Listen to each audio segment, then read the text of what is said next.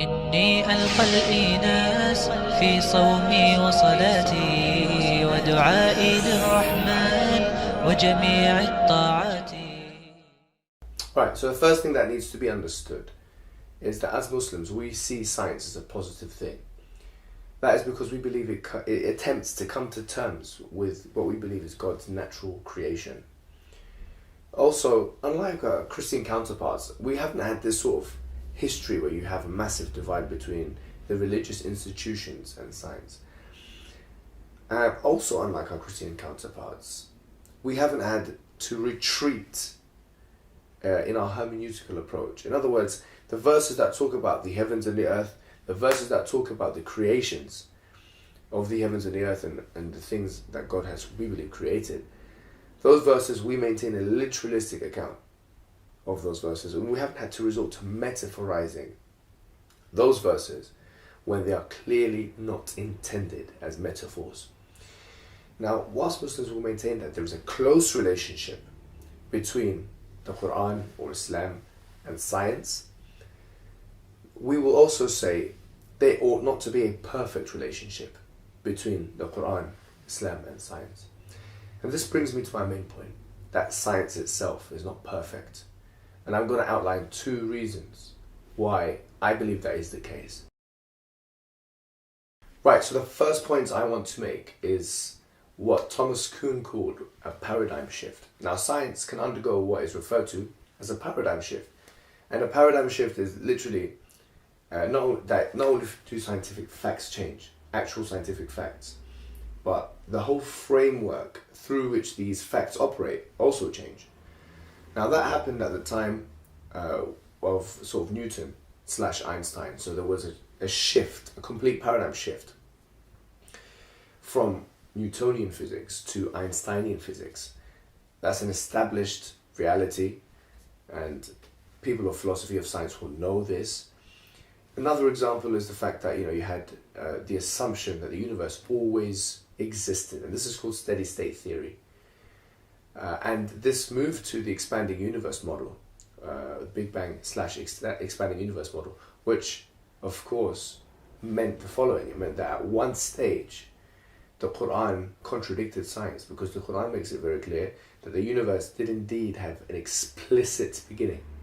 Steady state theory was completely against that, and thus there was no reconciliation whatsoever between steady state theory and the Quran. So at one stage the Islamic narrative contradicted established fact, scientific fact, but science came to agree with the Quranic narrative afterwards. So this is the first point. Right, so the second point that I want to make is what is commonly referred to as the problem of induction.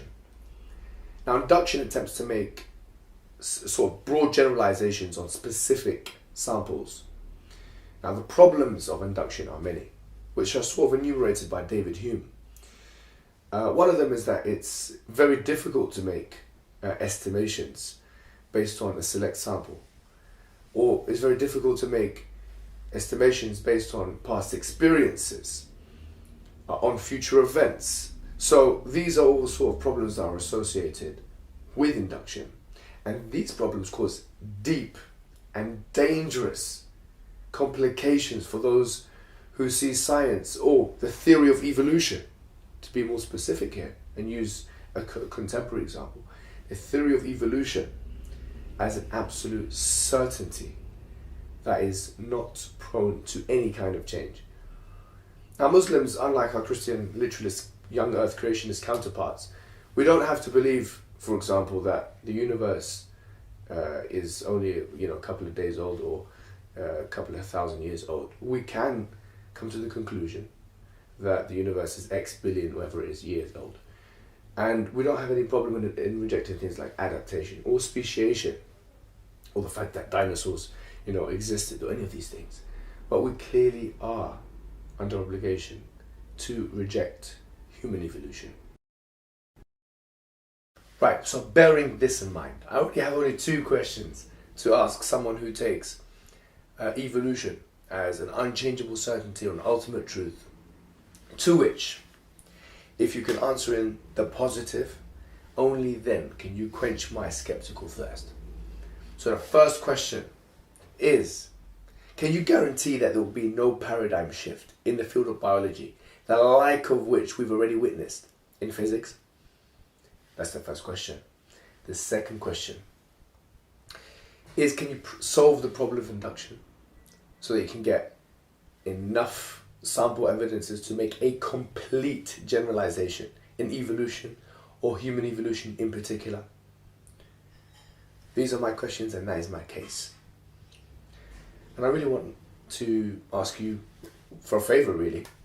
I have a request to make to you. And it consists of 2 words. Fight back. That's right. Fight back. I've made my points clear. I've elucidated on my questions. So it's time for you to fight back. Write an article. Make a video response. Let's see what you have to say to these questions that I've posed. So I've been describing evolution as if it's a fact, as if it's a fact really. I've been taking that for granted, a fact of science. Whether evolution can, by its very nature, because it takes millions of years to take place, fulfill the scientific sort of textbook definition of science for something which is an observed phenomena, I'll leave that up to the viewer. I'm not gonna, just go back and forth with you guys. You can decide that. It's actually irrespective. It doesn't matter. It's because then you still have the 2 questions that you have to answer, even if it is a fact. But you have to understand that biologists' understanding of evolution has undergone a kind of cosmetic surgery in the 20th century. That is because basically you had microbiology and sort of new understanding of genetics, which had to be incorporated into Darwinism or Darwinian evolution to create what you call the Neo-Darwinian evolution or Neo-Darwinian evolution.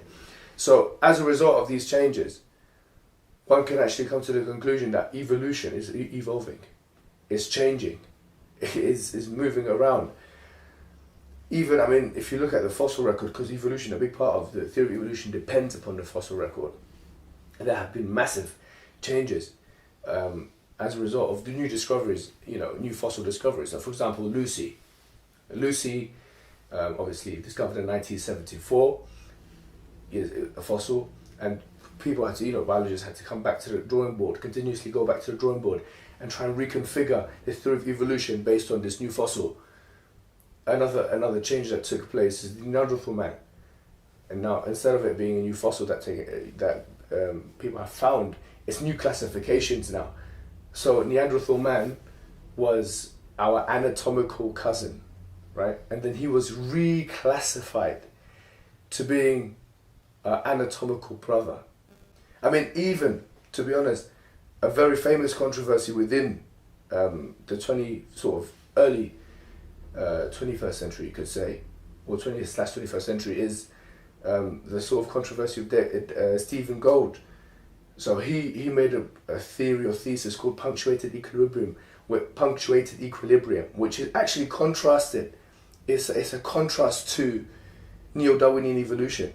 One could say he steps out of Neo-Darwinian evolution. So there's a new explanation now for how how different creatures evolved, which is not the standard Darwinian evolution explanation. So look at the changes that have taken place and continuously change already with the theory of evolution. There are so many changes that it's very hard to maintain that there won't be any new fossils or there won't be any new reclassifications that will render parts of the theory perhaps null and void. So think about that. The fact that evolution is evolving is a testament to the fact, really, that it can continue to change, and new evidences can come in and be incorporated and undermine old evidences. How can you maintain that? It's a certain reality in this case. And if you want to maintain that it's certain and it's a thing that happens for sure, you'd still have to take a step back, and you'd have to be open-minded and think, all of these changes have happened. What is guaranteeing us that continuous change will not continue to happen? Think about it. So what really astonishes me is that people really do take evolution as almost like a religion. It becomes so deeply entrenched in people's minds that it becomes almost like a religion. And the scientist's job is meant to be to attempt to falsify evidences. But unfortunately, because of the atmosphere that has been created in the 21st century here, with new age atheism, there's like a vehement stubbornness about ideas. This has created an atmosphere where people actually want to go and create a self-fulfilling prophecy in relation to this field of evolution. And this makes people look really bad, like Lord Kelvin, who's meant to be, a massive scientist. He made a speech publicly in the 1900s, and he said that we know everything we need to know about physics. And then 4 or 5 years later, Einstein came with his special theory of relativity. So you have to understand that science is an instrumental way of understanding the world around us. It's pragmatic, it changes. So, that's what you have to understand. But look, if you, like me, appreciate the scientific method, we all appreciate the scientific. It's something that unites people. It's a rational recourse, and you're someone who appreciates it. Then realize that the science itself is not concerned with certain things, like meaning or morals. It doesn't concern those things at all. So if you have like this kind of like craving for certainty, that can only be satiated with the question, what is my purpose in life? That can only be satiated with that question. And look, going back to science, if we relate it to the Quranic narrative is, interestingly, despite all the things we've said, it can be, if you look at all of the verses that talk about creation, literally in the Quran, those verses can be correlated with even in the light of 21st century scientific discovery. In other words, you can appreciate those verses in the light of 21st century discoveries. So this is really an interesting part of the Quranic narrative, and it shows you, and it makes a really strong case, really, for the timelessness of the Quran.